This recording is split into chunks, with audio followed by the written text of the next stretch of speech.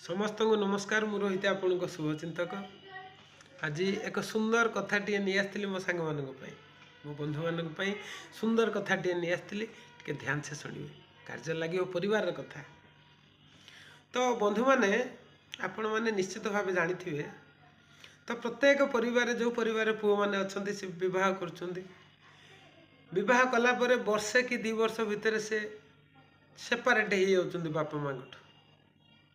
जदि से पुओ मान को पचारे रे बाबा सेपारेट कहीं गलु बापा माँ कौन असुविधा थी कि ना से गुजरगाज होती ऐसा तेसा फलना चिलना से खराब टिके ब्रेक नौ आज्ञा विचार करंतु तो 30-35 वर्ष पर्यंत जो बापा माँ भल थे जो अली अर्दली सहीकि आपन को एत बाट पहुँचे तो वर्ष भितर से एत खराब हो गले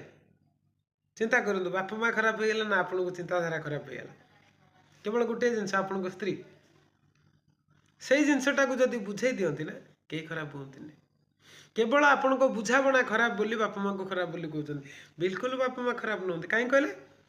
कहीं आपण 35 वर्ष पर्यंत से बापा माँ पाखे बंचुले अली अर्दली कर पाखे चलुले। अच्छा से बापा माँ